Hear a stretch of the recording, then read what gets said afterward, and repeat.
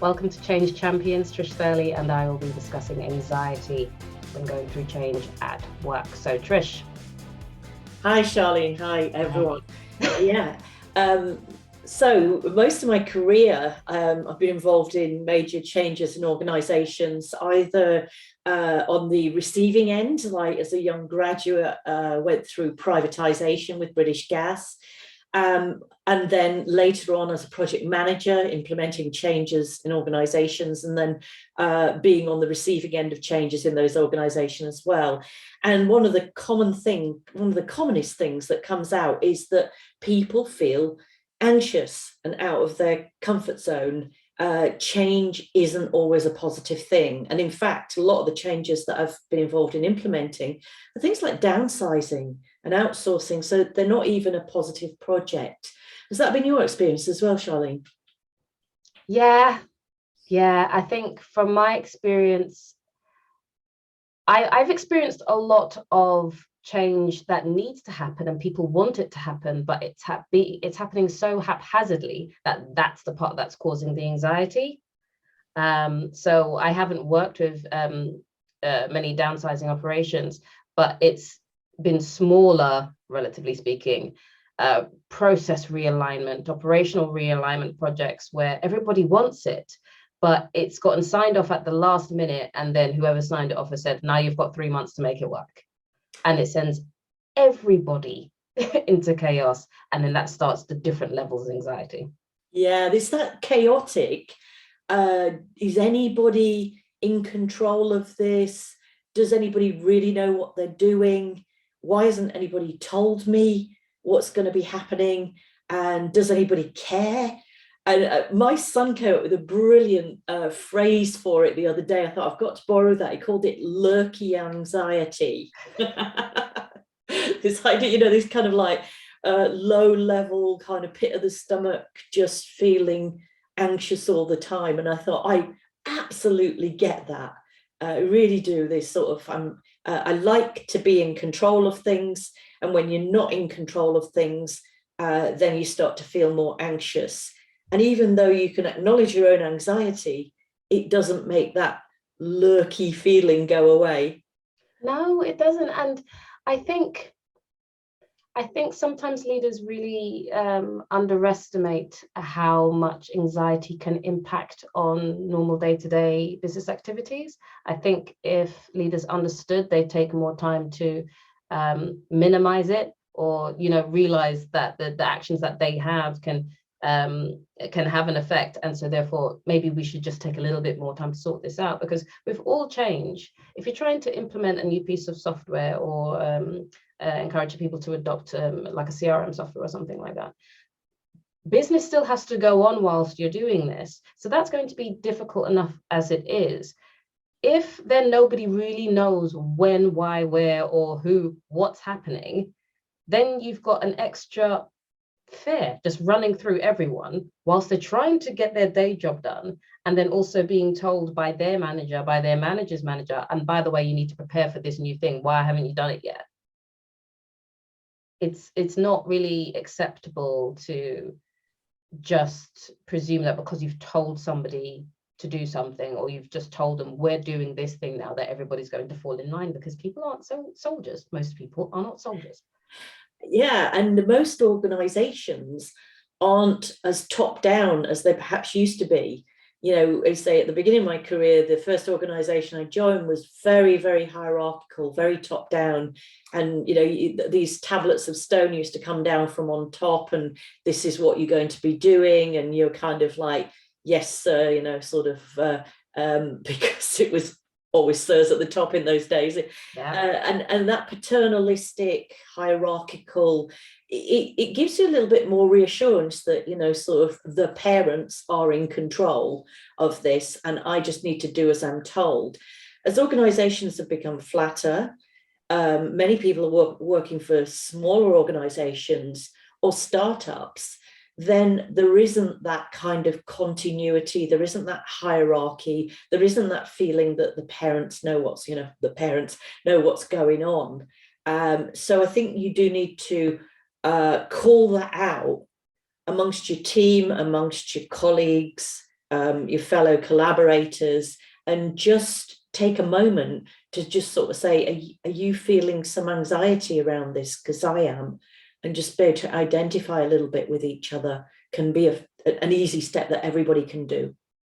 Definitely. And that brings me to a point of anxiety presents itself in many different ways. Some people, depending on what room they're in, depending on who they're talking to, are quite comfortable with just saying, yeah, do you know what, I'm feeling a bit anxious about this. And the more we get better with, talks about vulnerability in the workplace and with ourselves, it's getting easier. But that's not always how anxiety displays itself. Sometimes it displays itself through anger, through I'm just going to ignore this because I can't bring myself to look at it. And so sometimes your biggest project blockers could just be people that are feeling really anxious and afraid, and they don't know how to verbalize that. They might not even know that they feel afraid. They just know that they believe this is going to cause them problems. And so therefore, no, put it over there. I don't care. I don't want to do this. This is rubbish. It's never going to work. Or, just that general negativity. A lot of it is anxiety. So trying to find ways to sit down with those people. I mean, that's what you're supposed to do anyway. When you're going through change, you need to be able to speak to people and have them, build the trust with them so that they tell you truly what's going on, so that things don't progress to this, really outlandish set of, argumentative meetings and things like that, Mm-hmm. I agree with you that it can express itself as anger. Fear does express itself in lots of different ways with different people. And you say there's those head in the sand types. If I don't look at this, if I don't acknowledge this, it's not happening. You get the angry types, and you also get the bravado sort of types. They start just behaving a little bit outlandishly. They may not even be angry, but they may just be putting on this false bravado around it. And that's one of the reactions. And also those people who react physically, like when you're anxious, maybe you're getting a breakout of your skin or something like that, and just feeling slightly unwell with it. So we're all going to experience this differently. And I think finding a way that people can actually chat about this, but it does depend on people having trust and feeling like they can share those sorts of feelings. But if you're in a downsizing type scenario, one of the things I saw is, because everybody's fearful for their job, is you don't want to put on anything other than I'm a perfect employee sort of visage. So what you're doing there is you're pushing down all the anxiety and putting on the nothing to see here, I'm just doing a great job, don't look at me sort of thing, just to distract people. And so then I think the experienced or the empathetic change manager or project manager can start to kind of look for those signs that might be quite well hidden and start to scratch around at the surface a bit more. It's so much about trust. And then from the higher senior leadership level as well, what you were saying about that higher, that top-down parental hierarchical way of working that many of us have experienced and still does experience to some degree in a lot of companies. The reason why people like to rely on that is because they know that they're doing the right thing, or they believe they're doing the right thing, that senior leader. So as far as they're concerned, you should just trust me. Just trust me. I know what I'm doing, and then we can all go there. And it's like, okay, so you want everybody to trust you. What have you done to show that you can be trusted with this decision, particularly when you haven't asked the people on the ground who are being affected by this change? Now, in some ways, sometimes people have asked, but it's just, as you said, that's the old way that we used to do things. We are becoming a much flatter, we'll have more flatter organizational structures. And that trust needs to go back and forth, up and down, sideways, diagonally. It needs to go all the way around, and it needs to be free-flowing and evolving all the time. And it's about creating that atmosphere where people can feel comfortable to be vulnerable, to trust. So as you were saying with the, I'm going to be the perfect employee. Okay, so we're in a downsizing environment. You're going to put on your shiniest self at work. Who are you going to tell when there's actually a problem? Who are you going to talk to? Or are you just going to keep it to yourself and just try to fix it whilst this problem gets bigger? If you're in that kind of fear-induced environment for whatever reason, you're far less likely to ask for help, and something that could have started off small can blow up into something extraordinary, all because you were too afraid. Yes, there's this lack of voice. That's a lot of people feel that is there's maybe unequal rank between them and the person they need to speak to. So like if the chief executive wanders round the office saying, "How are you feeling today, Charlene?" That everyone's going to be like, "I'm great, sir," sort of, or whatever. You would not. There's too much distance between you and that person. You're never going to open up to that person. So you've got to be aware when you're trying to get somebody to speak about how they feel or whether there's a problem, is they need to speak to somebody who's more their level, and they need to trust that there won't be, all hell break loose upon them for having said, this is a problem, this is not working. And so I think that these are some of the things that managers and leaders need to be trained in how to do that. It's like, how do I get people to open up to me? How do I show that I'm trustworthy? But also they need to work on that kind of blame culture. I was just talking to somebody earlier today. She used the word blamey. And so is that a word? It was just like the atmosphere felt as if it was a bit blamey, and so everybody just clams up and that sort of thing. So if the leaders can and managers can show their own vulnerability, they're more likely to get people to open up. And in some cases, you said earlier, sort of trust me, I'm the leader, I know what I'm doing. But in something like COVID, nobody knew what they were doing. So that vulnerability was even more important. And actually, what book was, I can't remember what book it was that I was reading, but something neuroscience-y, but they were explaining that the brain just needs to have an answer, even if the answer is, I don't know. It needs something to pin itself on. Whereas if you don't give it anything, it has the ability to go wild with all of the different possibilities as to what could be going on here.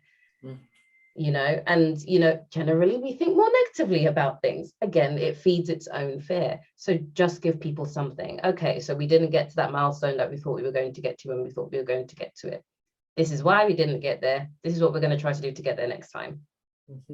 So you might get a bit of disgruntled, but then that's the answer to the question. You don't just leave it open in the hopes that, people will just presume the best, because generally we don't presume the best, especially when we're under stress at work, which is a place that gives us the money that we used to live. We don't necessarily presume the best all the time. We're just not built that way.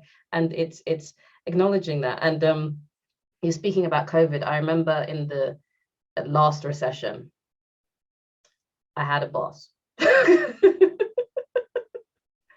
And I'm not sure if he realized what he was doing, but there was a lot of talk about people moving to other companies, and he kept television on all the time, and he would keep it on the news where, it's like 24-hour news cycle where it was constantly talking about people were leaving jobs, but the people who are now getting fired are the ones that have just gotten there.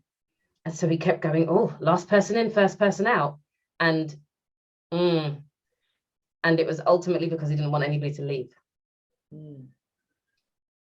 And we would keep turning the television off and he'd keep turning it back on. And I don't actually think he knew the effect that he was having on everyone. Yeah. But my goodness me, it's just like that, the fear that was reverberating from him just fed through everybody else. Just I would quite like, he could have handled it better just by making us feel more comfortable where we were. Yes, we don't know what's going on. Yes, we'll pull through if we do it together. Building up that team and that glue with us, rather than looking at everybody else and going, oh, they look bad. Oh. Yeah, I think bathing everybody in fear and this kind of, like you say, you could feel the anxiety levels sort of rising in people, and it's just got this constant, which is why one of the things, my own coping strategies, I liked the thing you said about, telling your brain, I don't know. But then my own personal coping strategy is I have to feel that I can do something positive. So that might be, I don't know, I'll go and do some research. I don't know, I will take myself out for a walk in a creative space to let my brain do some problem solving, because I might know the answer, I just don't know that I know the answer. And for me, if I go out and process, so I need to be in a creative space, and for me that's green space, preferably near water. So I'll go and take myself off for a walk next to the river while my brain deals with the problem. I'm not aware, I'm just walking. Yeah. Maybe even talking to a mate. And while my brain is working on it. So I feel that I can do something positive. Yes, yeah, and that's a very good point about what can you do if you're feeling the anxiety. First of all, is please notice what you're feeling a little bit more. All because you're at work, that doesn't mean you stop being a human because you're working. You still have all of your emotions. There's still other things going on in your life that might be seeping in, that work might be reminding you of, or vice versa. And so please do take the time to acknowledge, are you feeling afraid? Are you feeling scared? Are you feeling tired? Are you feeling despondent? Because that will shape the way you think about the work that you're doing, whether you're contributing to it or leading it. It does have an effect. And once you know that, then you can take steps to maybe address it. Or if you know you're feeling a little bit negatively about this, look at why, or find somebody who does feel positively about it, and just talk to them. Get their opinion on why they feel so positive about it, and then you can compare it against your negative notes or your negative feelings, and just address the reality of the situation. I think it just helps a lot to do your own self-reflection. Yeah, I definitely agree with the self-reflection and the checking in on others, because we unfortunately our language works against us, because we'll often say, you walk into the office or you come onto a meeting, like, how are you? And the automatic answer is, I'm fine, how are you? And it's not a proper check-in with it. Is, just taking a moment to look at the person properly and just sort of like, how are you today? Yeah. And give them an invitation to say properly. Yeah, and maybe we just need to give people that extra bit of time, even particularly in this virtual environment. It's just, if the meeting's supposed to start at 2, then okay, it really starts at 2:10. And for that first 10 minutes, it's just people bringing themselves into the room. Just slowly but surely shutting themselves down from the other things that they were doing, so that they can be here. And that either that's, just talking about what they had for lunch or whatever, but just give them time to bring themselves here. And then they can just be a little bit more comfortable, a little bit more focused. And in the last podcast, you mentioned Edward de Bono's 6 thinking hats, and which we both have experienced that as a great technique. And to be able to put some red hat in at the beginning, which is the emotional sort of, how are you feeling about that? So that people get off their chest, I'm feeling angry, I'm feeling anxious, I'm feeling under pressure, I'm feeling happy. I'm feeling very upbeat, just all of those sorts of things, to understand where people are at, in that emotional side, before you go into the business of the meeting. And I think that's what people have missed, because they assume that because we're in a Zoom meeting or a Teams meeting, it's got to be bang, bang, bang business. Whereas if it was real, you'd wander in with a coffee and and chat to whoever turned up first, wouldn't you? Yeah, you would. And that's the thing. And yes, we can't make the virtual environment exactly the same as the physical environment, but we need to acknowledge the parts that are different, and that, again, it's the same human that's doing these things. We cannot expect to be robots. So be a little bit more easier on ourselves and therefore other people, and hopefully we can address some of those anxiety issues before they become major big problems that are much harder to deal with. Thank you, Trish. Thank you, Charlene. It's been really fun and interesting as always, just chatting with you. As always, and we will have episode number 4 of Change Champions in another couple of weeks. See you then.